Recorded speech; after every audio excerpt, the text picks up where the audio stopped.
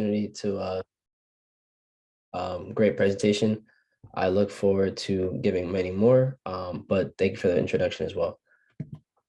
So a brief overview of the presentation. We're going to go over the history of currency. Then we're going to be discussing financial institutions, the world, and the money manipulation that has occurred over time.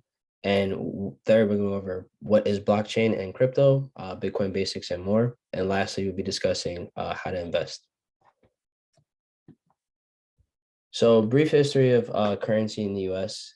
We can start off discussing in 1913, the Federal Reserve was created by the Federal Reserve Act. At the time, the US economy was overtaken by the British and the pound was the most dominant currency in the world, also due to colonialism.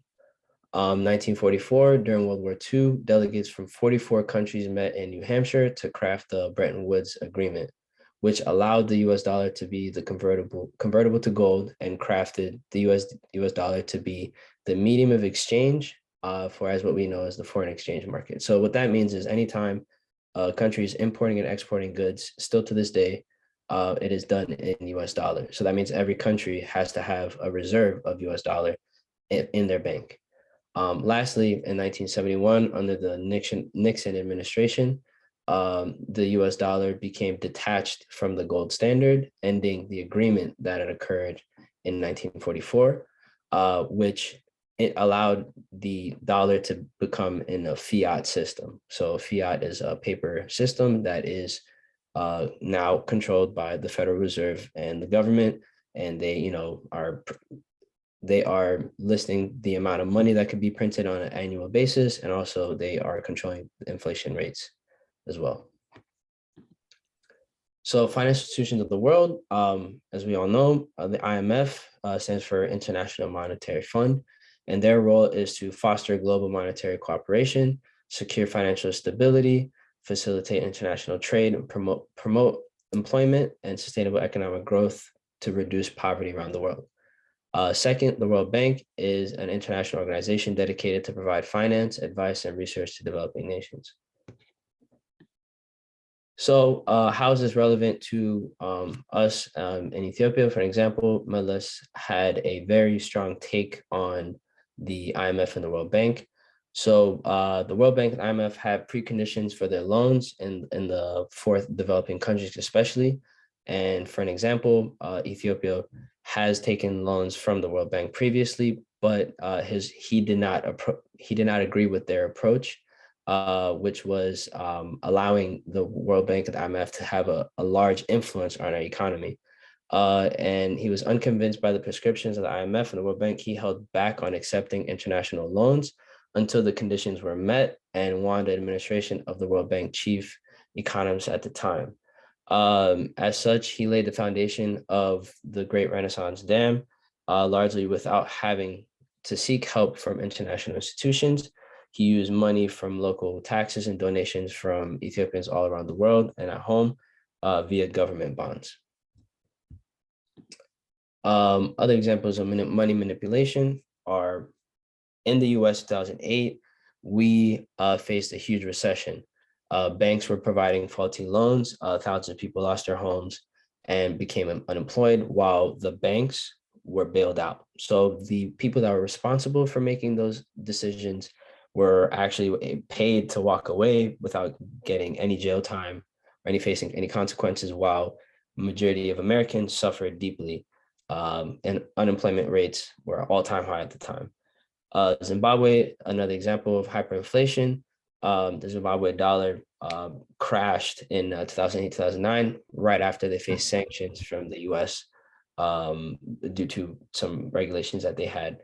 And basically now to this day, Zimbabweans don't even use the Zimbabwe dollar. They actually use the US dollar in Zimbabwe. West African, there are about 14 West African countries where their economies are controlled. For an example, they use what is called the West African franc, and that currency is controlled by the French even now, which is very ironic because after they gain independence, you would think that they have control of their own economies, but that's actually false. The French still control how much money is printed in that currency. And also, if I was in, for an example, in Cameroon, if I wanted to exchange money or take money out or convert it, I actually have to ask permission from bankers in France or other situations like that, which is really messed up. India, about in 2016, they had an unscheduled conversion of their currency. So similar to in Ethiopia earlier this year or last year, there was the notes of the birr changed. Same thing with the rupees in India. So the only problem was they gave Indians only about 3 weeks to exchange that. So there are lines, for people waiting in for hours, if not days, trying to exchange their currency, because once it's past a certain time, you can't be able to convert it. Plus, you also have to prove how you got that money. So if I'm selling corn on the streets, I have no receipts. Now you can assume what happens to people that are poor. So here's a chart of crypto regulations. You see clearly the Western world is relatively green, which means that Bitcoin and other cryptocurrencies are relatively legal, while in the developing world, here, for example, in Africa, you see either restricted, unknown, and or illegal in certain places. So now, what is blockchain? Blockchain is decentralized public ledger systems that are driven by users rather than central control. So to kind of like dumb that down, make it really simple to understand, most systems, any digital system has a centralized database. In blockchain, that is a distributed database. That means that anybody that is, for example, an employee or in any way, shape, or form has access to input data into the database and also view the data in the database. So it's very transparent. So blockchain is currently being adopted in banking systems, communications, social media platforms, and the internet as well. So it's building a second layer to the internet. And a very simple example is, for an example, if I'm sending money from my Zelle, like my bank account, to another person's bank account, that money will arrive, right? But literally it will not be there for another 2 or 3 days. Or just like a credit card transaction, it will say pending in your bank account or your debit card account. But 2 to 3 days later, you will see the notification that actually cleared. In blockchain, it will happen in a matter of 10 to 15 minutes, and it will be relatively faster. So why will blockchain change the world? So we always think about Bitcoin when you hear cryptocurrency, but Bitcoin is just literally just one example of how blockchain is changing the world. So Bitcoin is a peer-to-peer system of exchange. So you can send and receive money. And it's not the first digital asset either. So Bitcoin is super important because it allowed people to be able to send and receive money all around the world as long as you have access to the internet. It's also very important because all the transactions are public, and that you as an individual, your information is there, but not your personal information, just your wallet address. So it's not anonymous. It's what they call pseudo-anonymous. So it's like kind of anonymous. And the network in itself is controlled by the people that are using it. And that's why you ever hear things like Bitcoin mining, is people that are basically donating their electricity from their computer or their machines that they purchase to earn Bitcoin, because they are lending their electricity to the network, which anybody in the world can participate in. Next, so how will blockchain be used? Prime example, Bitcoin allows people to become their own bank. Hence, they can send and receive money using Bitcoin, which is valued at US dollar. But you can also take loans out on your Bitcoin, as in you can lend people Bitcoin and earn interest on it, or you can, borrow Bitcoin and other cryptocurrencies and pay interest on that. Other examples are centralized cloud spaces, like for an example, we all heard of Dropbox, which is, like a data storage, like a cloud storage ecosystem. Now, there are other platforms like Storage that allow people to be very similar to Dropbox, but it's decentralized, and there's also a token that goes with it. That token will allow you to pay for that service and not necessarily have to pay using your own money. These are just small examples. Other things that are really important, cryptocurrencies can give financial freedom to people. While we've learned the banking system and the world has more or less enslaved us as people by using fiat currencies that are controlled by the government, this is allowing us to participate in our own ecosystems. So here's a price comparison of Bitcoin to Amazon stock price. So Amazon stock price has been around since I think like 1996, 1997, while Bitcoin has only been around since 2011. Bitcoin's price when it came out was less than $1. We're talking about fractions of a penny. Right now it's sitting at $50,000. Amazon's price, I think IPO was under $10. Now, about 23 years later, it's about $3,404. So in a span of 11 years, Bitcoin has become the fastest growing asset in human history. Reason being is that more or less, it is a deflationary asset, while other assets are inflationary, more or less. You know what I mean? What I mean by that is Bitcoin's price. Bitcoin, there will only be 21 Bitcoin ever created, right? And the importance of understanding is that right now there's about 18 million that has been created. There's only 2.5, 3 left to be minted or mined. So everybody is attempting to hold and own as much Bitcoin as possible. People are predicting the price of Bitcoin will be $1 million in the next 5 years.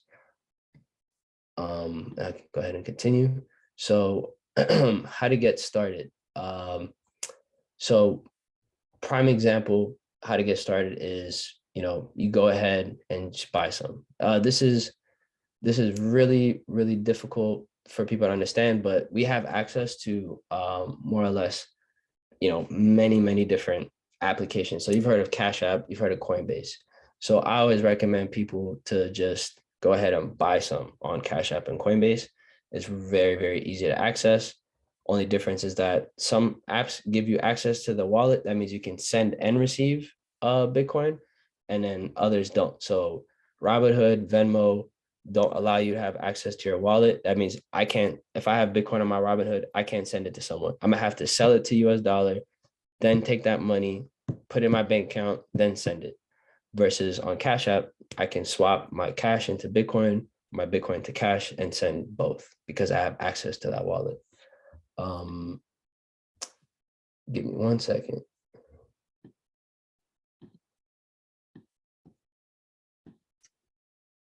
Okay, and go ahead and continue. Okay, so who should invest in crypto? Everyone. Anything is better than nothing. Whatever is disposable money that you have, money that you spend on vacations or shopping, going out, should be reduced by a fraction, maybe 30%, and then allocate that into investing in your future. If you're working, you can create like recurring payments to buy crypto. We call it dollar cost averaging, which means that you're purchasing Bitcoin over a span of time. So let's say every 2 weeks for a year. That means that no matter what the price of Bitcoin is, whether it goes up, whether it's down, you're buying consistently. So we call that dollar cost average. And people in the crypto community, we always say, never sell, always hold. Why we say that is over the span of time, just like I've explained, I showed you in the chart earlier, Bitcoin's price went from less than a penny to 50K, what it is worth now, in a matter of 11 years. So if we see this as kind of like digital gold, right? The more opportunity you have to purchase and hold it, just something that you can give off to your kids, or as you get older, use for your own self for the near future. So here's an example of Cash App's page. So I took these screenshots earlier. Everybody who uses Cash App, you've seen this before. You see your money on the bottom left. Here you can access your Cash App card. Here you make payments, and then here on the fourth button on the right is where you make your investments. So you can swap between buying stocks and buying Bitcoin. You can buy and sell whatever you buy, but for you to send and receive, you actually have to give them your identity. So you take a picture of your ID and you give them your social security number. So that verifies your identity. So then, they know you're not, somebody that's going to use Cash App or, your Bitcoin for other activities that are illegal. So we call that KYC, which means know your customer. Coinbase is similar but different. On Cash App, you can only buy Bitcoin. Coinbase, you can buy damn near up to 50 different coins. And that's a growing number. Coinbase is relatively very easy to use. It looks very similar to to Robinhood. And you can also earn interest on the coins that you hold, which is a really interesting concept. But as you see here, if you're holding this coin called Tezos, it's saying that you can earn about 4.6% a year if you're holding it on Coinbase. So that means you don't have to lock it. It's just if you're holding it there, you're going to earn interest. It's an incentive for people to hold their money on Coinbase. Next thing is that if you're new to Coinbase, there are all these referral programs. So if I gave you a little link and you click it, if I refer you, you open a Coinbase account, they'll give me $10. They'll give you $10. But another thing that they do is you can learn and earn. So if you watch like 3-4 videos of like any coin that they provide, they'll say you can earn $3 if you watch these videos and then take a quiz about it. But they'll give you that money in that token. So here they'll give you IOTX token. Here they'll give you Fetch AI, et cetera, et cetera. Another thing is you can, like I said, you have to identify yourself to Coinbase, but then you can link your debit card, your Apple Pay, and other payments, or you can link directly to your bank instead of just using a card. Mickey, someone just asked if you could slow down a little bit on this part. Sure. So maybe do you want him to repeat the last slide, Aiden? Like the Coinbase, or maybe that part.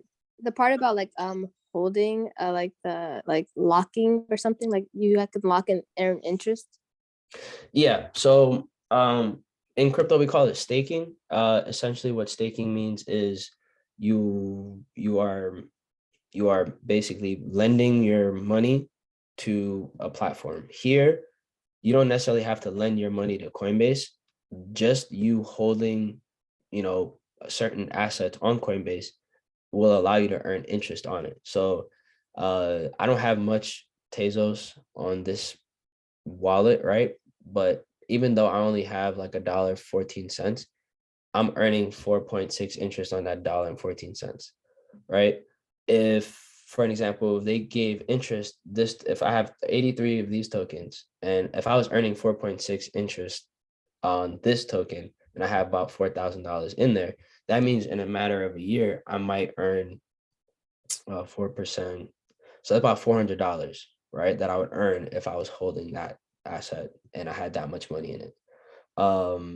And it's an incentive for users to keep their money on Coinbase. That is why they do it, because just like a bank, like Coinbase is, moving money around, giving, not double spending, but they're holding your assets. But then because they're earning interest on you holding it, or they're earning interest on you lending it to them. There are various circumstances, but their incentive is for you to keep buying and keep holding it there. I hope that answers your question. I'm gonna go ahead and continue. So here are a couple of public companies that are involved in blockchain, and a lot of times they directly reflect, they directly grow as well as crypto. As the crypto market goes up, these stocks also perform very well most of the time. Coinbase is, like we were discussing it, but it's one of the largest exchanges that are based in the US. Coinbase recently IPO'd, which means they recently went public. And more or less, like I've owned 1 or 2 shares of Coinbase stock, but I sold it early on because it didn't, go up as I expected it to be. But over time, as Coinbase grows as a company, it is definitely worth buying into it more down the line as well. Riot Blockchain is a Bitcoin mining company. Their whole business model is basically mining Bitcoin. So, majority of the assets is Bitcoin, and they're mining machines and the buildings that they own. So when Bitcoin's price goes up, this stock also goes up, performs relatively well. MicroStrategy is also another company. It's a data analytics company, but the CEO is a very big advocate for Bitcoin, and he spent, I think, 20 to 30% of the reserve money that they have in Bitcoin. So, when Bitcoin's price goes up, MicroStrategy also goes up. Square is the parent company of Cash App, founded by Jack Dorsey, who is, also former CEO of Twitter and also founder of Twitter. He was also a big crypto advocate. So there's a lot of influencers that are also involved in crypto. And the more you follow the space, you kind of get to know oh, wow, a lot of these things are low key connected. Marathon Digital Holdings is also another Bitcoin mining company.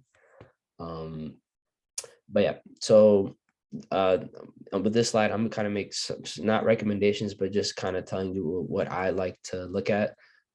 This is not financial advice. It's something that we always tell people in crypto that, just so none of us are liable for your losses or gains, right? Bitcoin is something that I'm always buying and holding. You can never go wrong. They say I think 99% of Bitcoin holders are in profit. That's in the span of all this time. But let's say 3 weeks ago you bought Bitcoin at 68,000. Right now it's at 50, so you might have you've lost some money. But if you sell it is when you're losing. But if you're holding it, 2 months from now, it'd be a different story. Ethereum, best way to describe Ethereum is Internet 2.0. Almost 80% or more cryptocurrencies are built off the Ethereum network. And it's definitely here to stay. It's something that I'm a very big advocate on, and I'm also always holding. Decentraland is a metaverse platform, which is very similar to Sims. I don't know if you guys played Sims or RuneScape, League of Legends, or even Grand Theft Auto, right? It's digital world. You can run around, you can build things, et cetera, et cetera. But you can buy land using their token. You can also build, a building. We can have an art gallery within the world, display our art, sell the art. But it's the token itself is, very lucrative in price recently. Lastly, VeChain. VeChain is a supply chain blockchain that has helped major companies advance their data and prevented fraud and building transparency. They've actually partnered up with Walmart in China, which was announced a couple of years back. They've also are developing many other partnerships with different types of companies. So to kind of wrap things up, we'll also kind of discuss what we will do for the next session. We'll have another session next month. We'll be discussing how to sign up for some of these apps and navigate through exchanges like Binance, Coinbase, and other things. How to keep your funds safe and secure, because there's a lot of fraud. There's a lot of basically fake websites that you can link your money to, your identity to. They can take your information, and also you can get hacked simply by either getting SIM swapped, which means someone just takes your phone number and then uses it to unlock your account, etc. And then also cold storage devices, which is keeping your money outside of the internet. And then the last thing we'll be discussing will be understanding NFTs, which is digital art. I'm pretty sure you guys have all seen different artists, different famous people changing their profile pics on Twitter and social media to different pieces of art. We'll kind of discuss what NFTs are, how they've developed over time, and what MetaMask is, which is a decentralized wallet that allows you to buy NFTs and other things like that. So now we just open up the session to Q&A, and we can go ahead and one by one. Thank you so much, Mickey. That was a lot of information, but it was really informative. We're opening it up to questions now. people can add any questions they have in the chat and we'll answer them in order. So the first question, also, I'm not sure if Raha is still here, but she, just like Nikki, is a resident crypto expert. So, okay, cool, she's here. So if she has anything to add to Mickey's answers too, then I think like we would be happy to have her help out. I'm selfishly gonna start with my question. So I think like crypto is like, and Bitcoin, all of that are like these buzzwords that a lot of us are hearing, that we've been hearing a lot lately.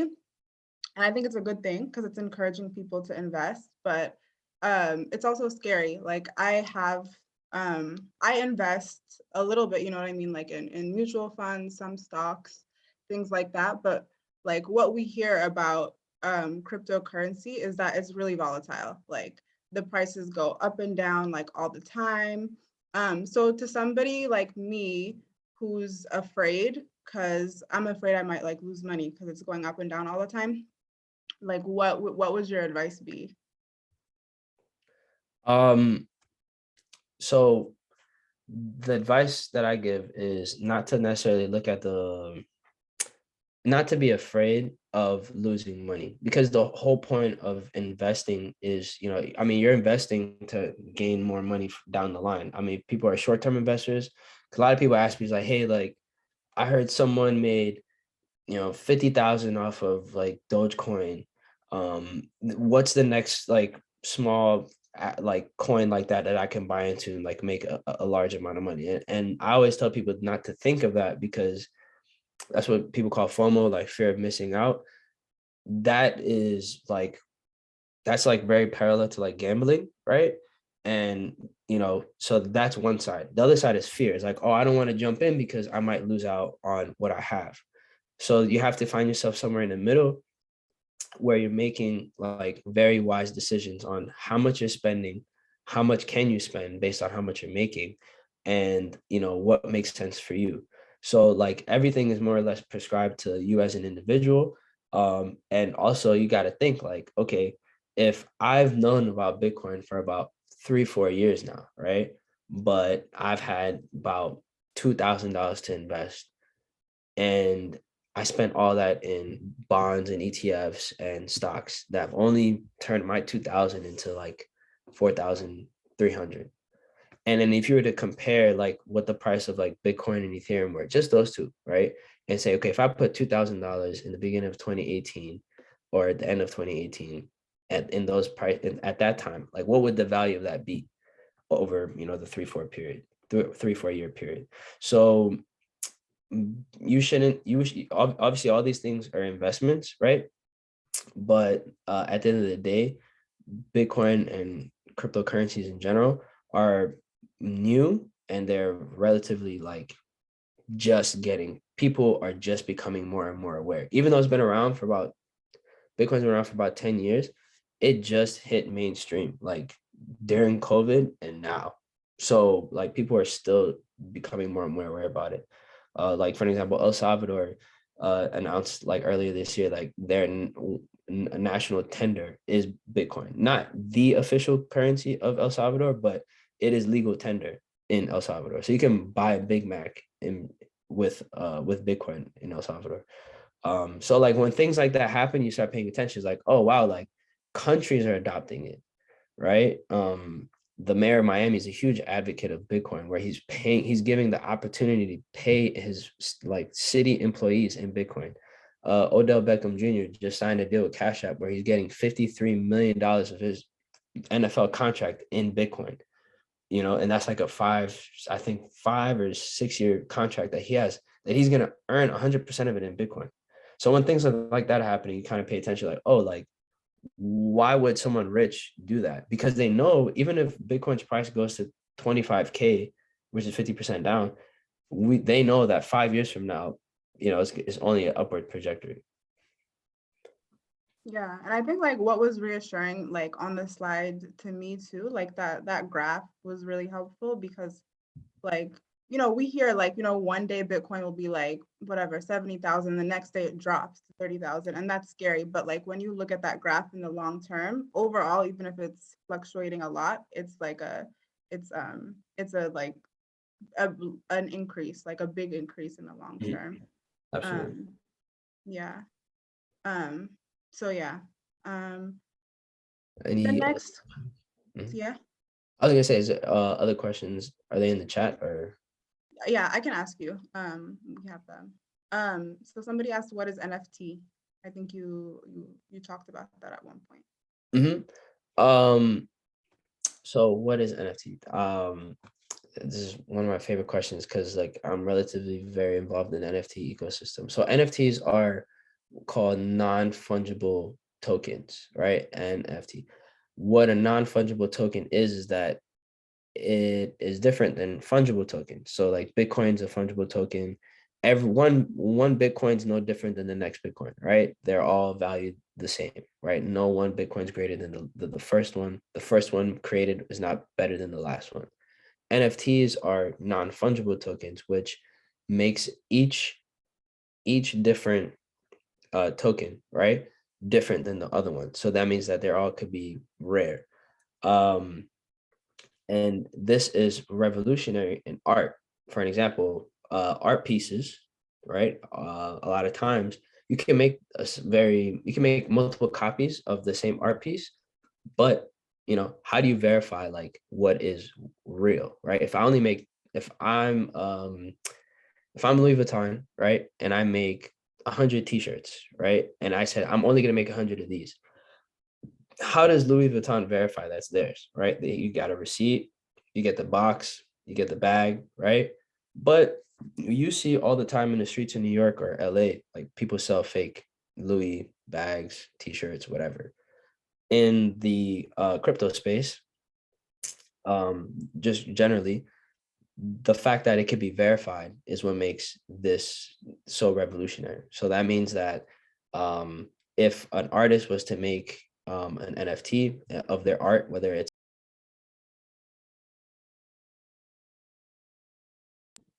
if I was using a picture of my face or anything like that, um, I would be able to post it. Someone can buy it, but then on the blockchain, it's verified that that image is owned by you because it's sitting in your wallet. If I took a screenshot of it and said, "Oh, it's mine," I can't verify it because it doesn't belong to me. So what NFTs are right now, they're majorly used in the art space. People are creating different images, different pieces of art, reselling it, creating communities around it, and getting people excited about how they can participate in it. So like you see a Lil Baby, Future, and a whole bunch of other celebrities buy into something called the Bored Ape Yacht Club. And what that is basically 10,000 images of monkeys that were sold. When they first came out, they're like $250. Right now, each image is anywhere worth between 150,000 or more.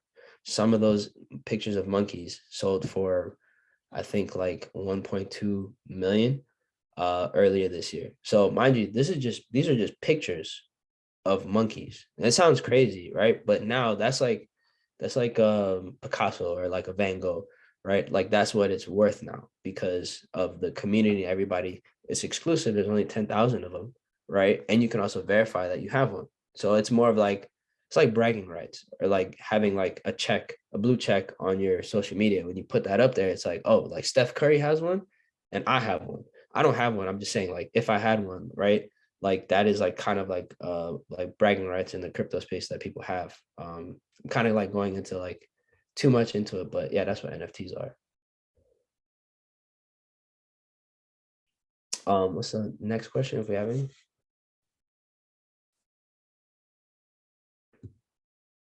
Um, you're muted. Sorry. Somebody asked, would you recommend Binance?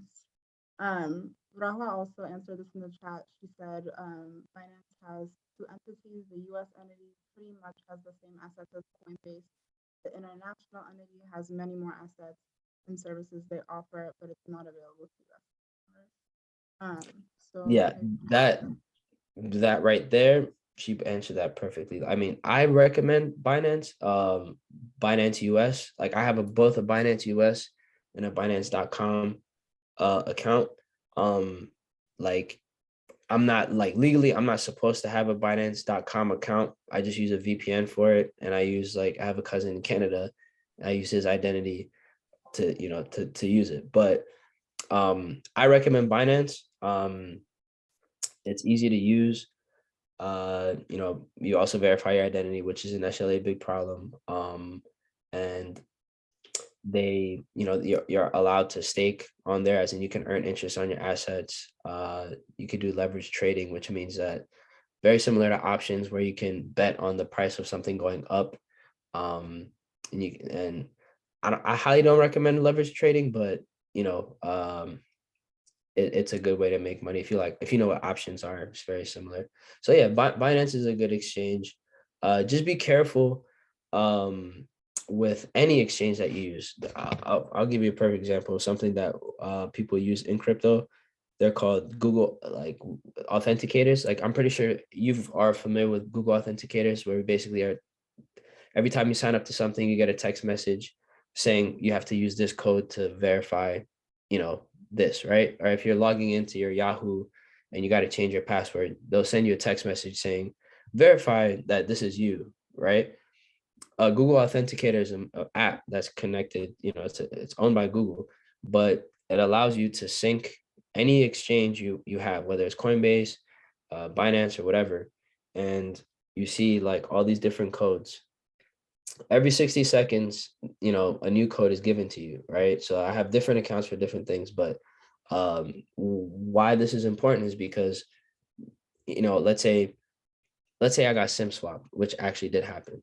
Um, Somebody at T-Mobile found out that I'm a crypto advocate and they like took my SIM card, took a SIM card, put my phone number information on it, and then tried to log into my Coinbase account. Luckily, I had an authenticator, right? And they couldn't get into my account because of my authenticator, but they literally took my phone number. So because I had an authenticator, I actually didn't get hacked. I mean, they got they got that far, but they couldn't take anything, if that makes sense. So these are small security measures that people take regardless of what exchange that you're functioning on. um you know Nothing is safe, you know what I mean, because things can get hacked. Only thing that is safe is you have like what we call cold storage devices, which is like the size of this, probably like a USB, looks like a USB drive, where you can keep your money offline.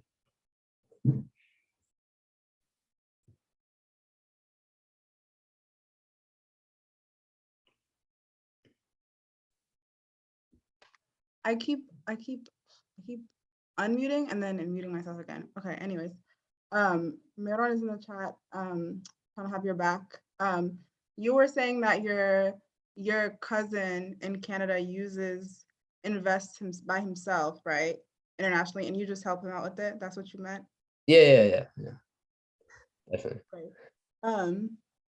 Okay. And then Rahul also had a comment on my earlier question about being uncomfortable with investing in crypto because it's so volatile. So I just want to like get that out loud for people who might not have access or be looking at that.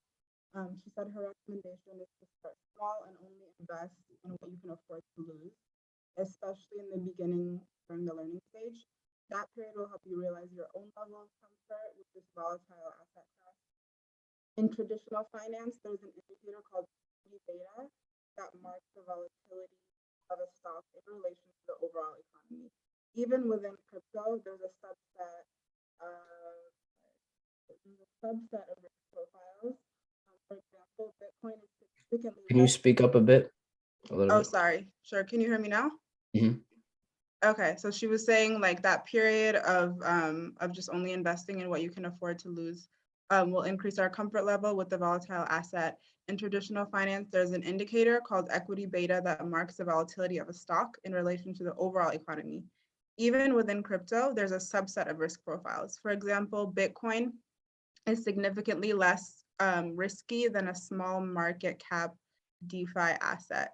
In traditional finance, crypto is also viewed almost comparable to gold as an economic hedge. Depending on your risk profile, it'll shape what coins or tokens you buy. For example, an index is a good way to get exposure while minimizing risk. Compliant centralized exchanges like Coinbase also do due diligence to signal legitimacy of a project, which makes customers more comfortable than buying an asset off a decentralized exchange. And then also, if you're a US citizen trying to get access to Binance or geofence services, you're risking getting frozen out of your assets. It's not worth the risk. Okay. Can you hear, wait, are you able to hear me now? I hope I wasn't just talking. Okay, cool. Yeah. And then going off of that comment, somebody asked, what's a common mistake that you see first-time buyers make? One more time. What's a common mistake that you see first-time buyers make? Selling early. People buy and not hold for more than like 2-3 months because they are thinking, okay, well, this is not worth it. It only went up this percent. Reason being is, for an example, like let's say in the summertime you bought Bitcoin, or let's say last year around this time you bought Bitcoin, and then you also bought, let's say you bought $1,000 in Bitcoin, but then you bought like $20 in Dogecoin, just to say whatever, right? But you saw your Dogecoin go from a penny to 7 cents, so your $20, multiplied by 7. But Bitcoin only went from 17,000 in like last Thanksgiving to like from 17,000 to 25,000 from Thanksgiving to Christmas. And you see, less than a double, right? Less than, it didn't double, but you saw Dogecoin like multiply by 7. So people will sell their Bitcoin thinking that, oh, I'd rather invest it in Dogecoin because that can go crazy. So that's why I mean, like, people selling early because they're thinking of other projects that they're seeing that are blowing up, or meme coins, whether it's Shiba or Floki or whatever, these random tokens coming out are like super, super important. Rawa just mentioned FOMO bias and FUD cells. So I really appreciate you, Rawa, for saying this. FOMO means fear of missing out, and FUD is fear, uncertainty, and doubt. So in the market, it's very volatile, but a lot of times, people are listening to influencers on Twitter, on social media, listening to what's happening in the news. Now Bloomberg is constantly talking about crypto. Like, they have their own crypto segments on like Yahoo Finance. Like, a lot of conversations are happening about crypto. So, when news articles happen, or like when Elon Musk is tweeting, like, people get really excited. So like, that's like the FOMO, when people are buying in. And then like FUD is fear, uncertainty, and doubt. Like, damn near like every other year, China comes out saying, oh, we're gonna ban crypto, right? Which they never can do, right? It's like they can't stop people in China from buying Bitcoin and stuff. But what they did recently was they said that mining companies cannot operate in China anymore. So now, like, all these different Bitcoin mining companies have moved to America and other countries because they're like, oh, like, we can't function as the way we want in China, right? So when that happens, people get scared. It's fear, uncertainty, and doubt. So then they'll sell, and that causes like prices to dip as well. Second thing she mentions is listening to crypto influencers, like I just mentioned. And that, like, for an example, like, Elon was tweeting about Bitcoin or about Dogecoin for a really long time, for about like 3 to 4 months. And then he went on SNL and talked about crypto. And then he also mentioned like Dogecoin. He said something about Dogecoin being more or less not worthless, but it being a meme coin. While I was watching that episode on SNL, I saw Dogecoin's price go from 69 cents to 55 to 44 cents. Right now, like, I don't even know what the price is, but it's definitely less than 20 cents. So like, when influencers get involved, their influence takes a toll on the ecosystem, especially someone as a well-known figure like Elon Musk. Or when he said that Tesla is not going to be accepting Bitcoin payments anymore for cars, right? That also, like, people got scared. They're like, oh, does he not believe in Bitcoin anymore? And the crypto community was like, oh, we don't like we don't like you anymore. So they have like the crypto community look, he has beef with Elon now because he like dissed Bitcoin. There's a lot of things that can happen. Another thing that she mentioned is not having an end goal in the investing. This is very, very, very important. What she means by that is basically like every time you're investing in something, um you should have like a goal in mind. Like, I want to, not necessarily make X amount of money, but I want to have this amount of money saved so I can invest it over X amount of time, this time period, or I'm going to be working, and I can earn this amount of money. I plan on investing 20% or 30% of my income, because I'm living at home with my parents, so I can save bread, XYZ, so I can buy a crib, buy a house, buy a car, et cetera, et cetera. So that's what she means about like having a proper timeline. And she also mentions market manipulation practices are barred in traditional finance, but crypto, like influencers can tweet, Jake Paul can partner up with like an emerging like meme coin and then blow it up like 10,000% and then walk away and not have to like face any like consequences, because like this is still like it's very regulated, but it's also like it's the regulations are coming. It's still a revolving thing.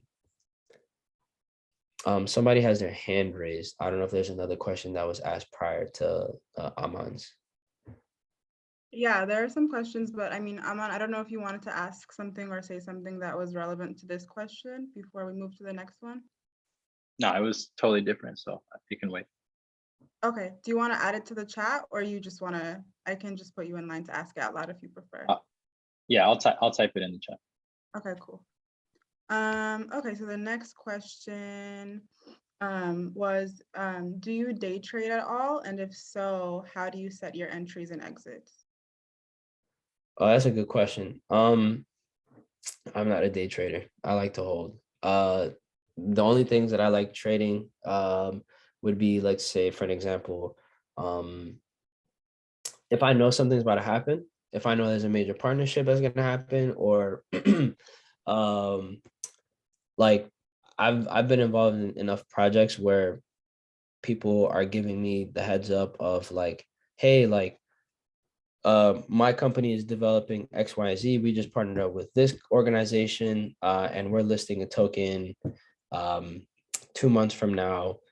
And you can buy in early as an early investor, or you can just buy it on Uniswap when it comes out. So if I get the heads up on something, I'll like keep note of that and then just hold it. But more or less, like if we're in a correction, like right now we're at 68,000, Bitcoin's at 50 right now. Like I would buy, I don't know, let's say I put $3,000 in, I would, depending on how the charts are looking, because like again, like I'm not a day trader, but I'm taking advice from other people, other peers. I would look at buying Bitcoin, knowing that it's going to go back to that price. But what I can do is I can do a leverage trade, which means that I can do a multiplier of 2x or 3x, basically similar to options, where I can anticipate the price of Bitcoin to go up for, whether it's in a certain time period for a couple of hours, or today or tomorrow, Monday, whatever. Tuesday, or anytime during this week. If I have a feeling that Bitcoin's price is going to go up this week, I can set a trade and, follow that. But since I'm not a day trader, like I would highly recommend like YouTube and also other prominent influencers. But then again, it's like telling you that it's not financial advice, because I don't want you to like come back and be like, oh, like I got burned because this YouTuber was talking about meme coins or things like that. So it's very in my opinion, it's always best to just buy and hold. But if you do want to day trade, please do your research, and just tread carefully. Great, thank you. Rahul, I don't know if you have something, I don't know if you day trade and if you want to add, but I guess if you prefer, you can respond in the chat. And then Madi asked a really good question that I want to save for the end. I think we'll come back to Aman's question now. How do you see cryptocurrencies impacting how we send money to our families back home? What platforms or apps do you foresee in leading that? This is a good can you speak question, up Aman. I again? think this is something that, sorry? Actually, I can read it. I can read it Oh, okay. here. Sorry. That's fine. So the question is, how do you see cryptocurrency impacting how we send money back home to our families? What platforms or apps do you foresee leading that?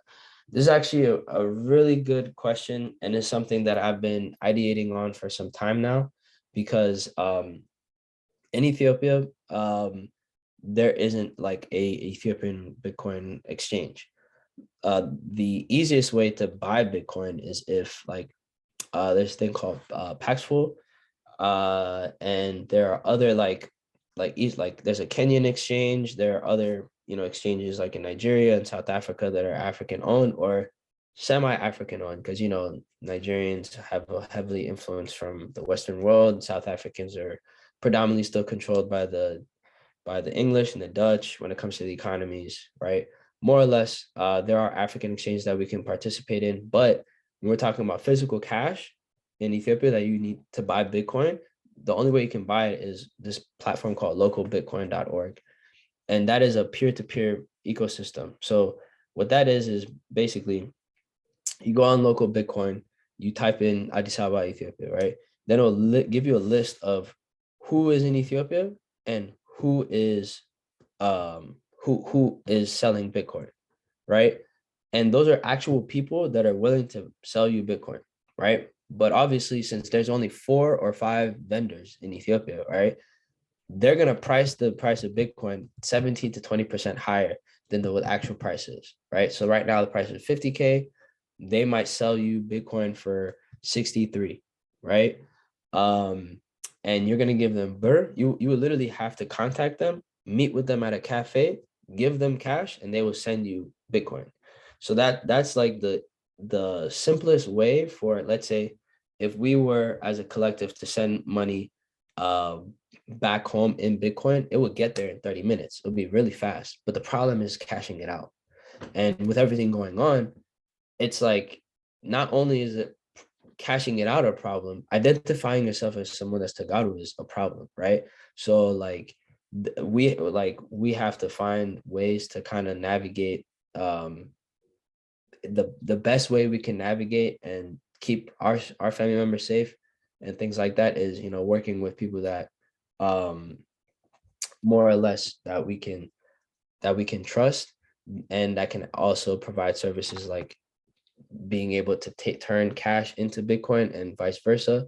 There are other things called Bit SMS, which is allowing people to send money, send Bitcoin via text message. So, and mind you, like usually Bitcoin transactions, like, you kind of need the internet for it.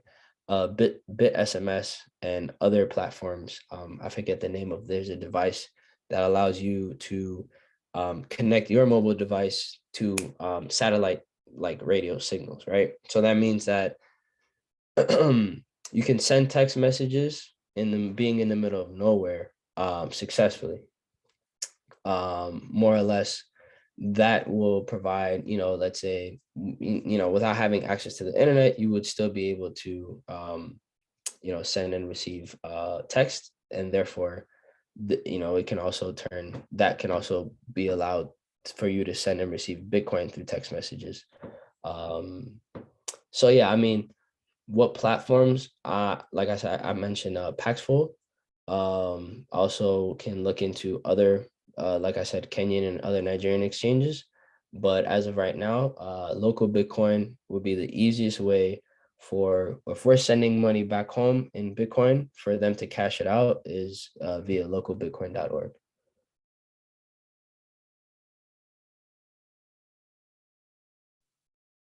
All right, thank you. So there's some activity in the chat. So if you guys haven't looked at it, I recommend you do. It's some valuable conversation. And then the last question is I think an important one to wrap up. Is there a community that consists of Tagaro NFT artists that you know of? If there aren't, I'm gonna let you answer that, but if there aren't, I think this like call is a good opportunity to start one. Yeah. So I mean, like I'm an NFT artist, but I haven't put out any art regards to like, what's going on in Tigray. But I actually I met, I don't know, she might be on this call. Her name is Mahadi. She's, I think, from Kentucky. She was one of the artists that had the art exhibit in Virginia during, the 1 year out here in the DMV. And I chopped it up with her about getting in contact with her, turning some of her art pieces into NFTs. And now, like, generally, like, I think I kind of touched on this earlier. What we can do is turn artists that want to like basically donate their art to what's going on. We can create, like, we can post those art pieces, but what we have to do is kind of get everybody hyped up about it. We have to create a community. We are already a community, but we have to engage in the crypto community to get other people involved to understand what's going on, but then also to be able to find the art pieces that the artists that we know, to turn those into, to see value in that, right? Like for an example, like the shirt that I'm wearing, Rai brand, was a friend of mine, Haben, who created this. He's lives in Dallas, but he's from Denver. I told him, I said, we can turn like this print into an NFT and have maybe 10 copies or maybe 20 copies of this exact image, and have people say, oh, okay, where all these proceeds, all the money going into this is going to go into what's going on back home, and turning all those art pieces into, directly reflecting on what's affecting our people, because art always has a message. So that it is, there's great opportunities to do that. And I feel like, even having discussions like this where we can start off by educating us, educating our community and helping us understand what's going on. And then being able to say, okay, now you kind of understand, like, what is a MetaMask? Like, what is Bitcoin? What is Ether? What is an NFT? Then we can all start learning how we can participate and actually turn our voices into, something of substance that people can engage and participate in. Yeah, I totally agree. I know it was actually Madi who asked that question. So I think honestly, like I think there's like really good, conversation happening here, like both, the people who are speaking, but also like in the chat. And it seems like a lot of you are active.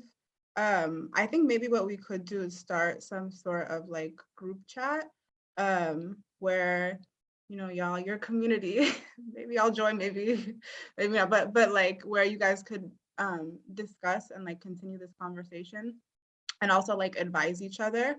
So maybe if you guys are interested in like joining that group, like drop your name and phone number in the chat.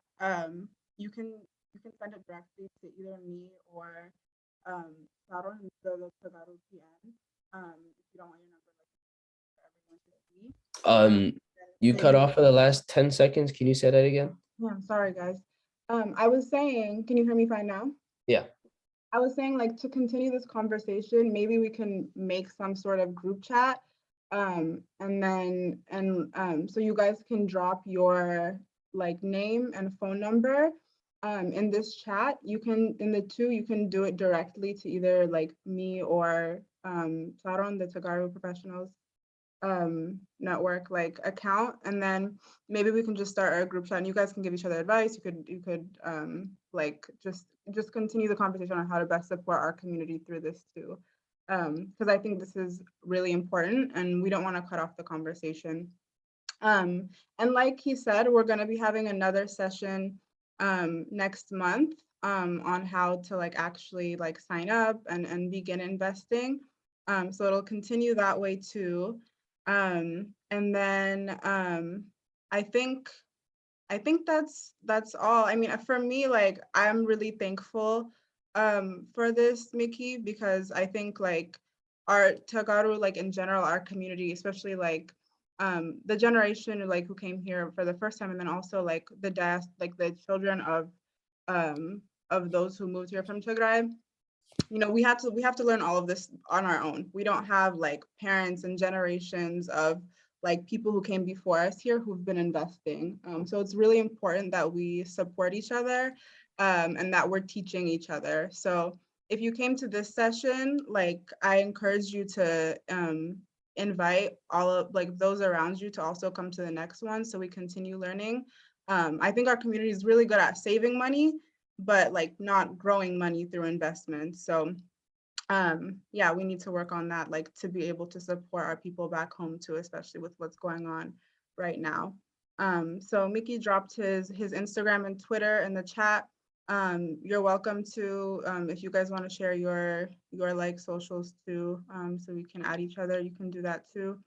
And also, please follow Tagaru Professionals Network, like the national Tagaru, it's at Tagaru PN on Instagram, but also TPN DMV, our specific chapter.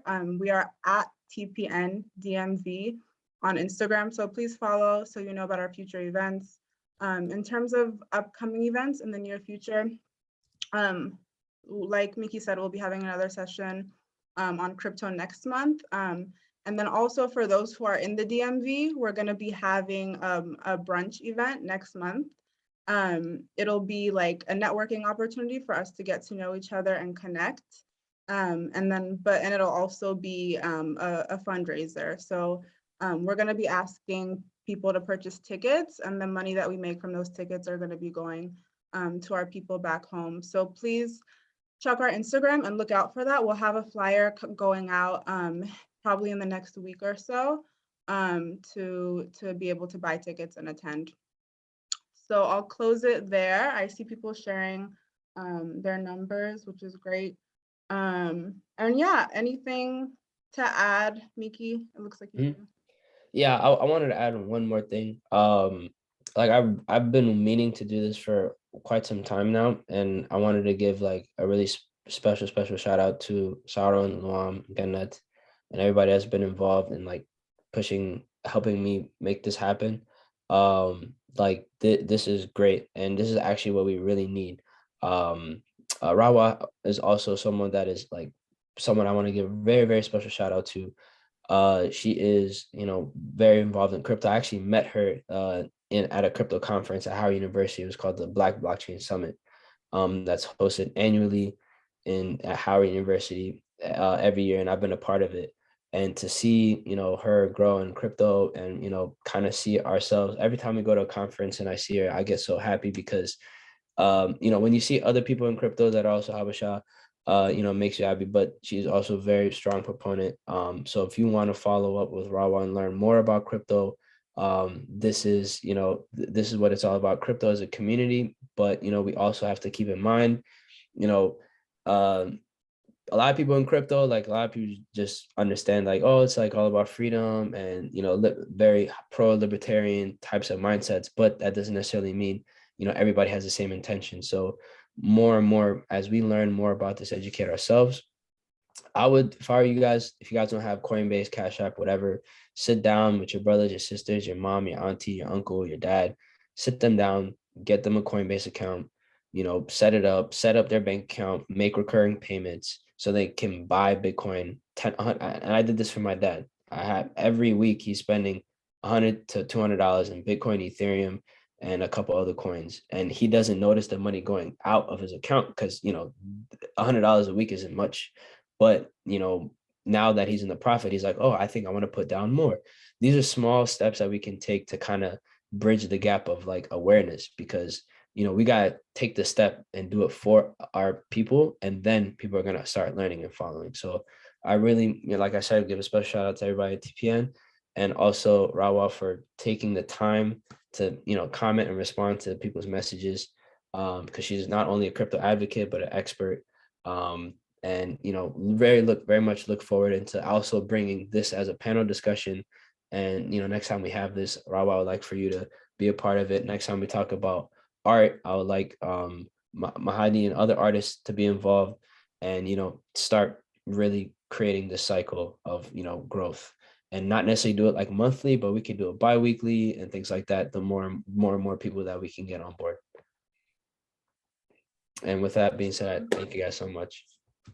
Yeah, people are sharing their numbers. I think the group like we create, I feel like GroupMe would be most likely in terms of platform. So if you don't already have that, I would say to add that. But we'll Do we have a GroupMe or Telegram? I don't know if I have Telegram, but I don't know if people in America have Telegram like that. GroupMe, I don't know. I guess we'll discuss, and if you don't already have the platform that we decide to use, then we'll send out invites, just so you know. Okay, I think that's it. Any closing remarks, anybody? I think you just closed as well, Mickey, but yeah, just I was gonna say one last thing. Would it be possible where we can get everybody's information that's been in this, so then next time we want to kind of like do a mass text or like create a Telegram or WhatsApp or whatever, we can just add everybody? Like, is it possible? Yeah, people have been sharing their phone numbers like directly to me in the chat. Okay, perfect. And maybe also to Saron, so we'll compile them and do that. Awesome. Yeah. Okay, thank you so much. Please, like I said, follow our Instagram, look out for our upcoming events in January. Yeah, thanks, y'all. Have Thank a you, good night. guys. Have a good Sunday. Have a good night. All right. See y'all. Bye. Ooh, lots of numbers.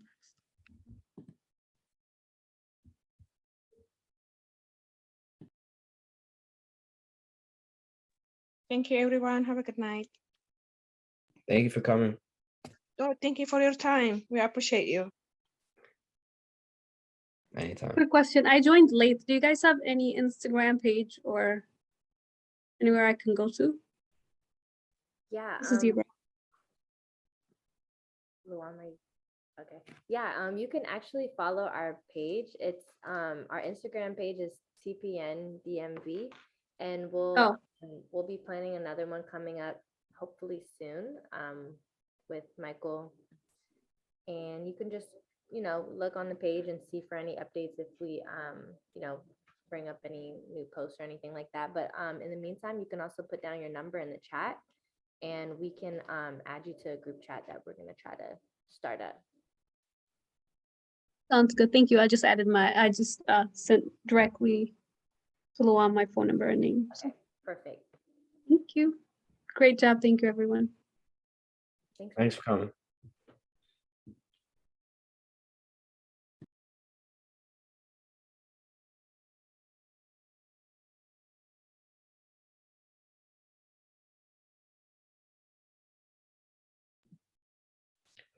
Okay, I'm trying to save the chat. I think somebody has their hand up. Oh, she's gone. Okay. Okay. Oh, you can stop the recording, right?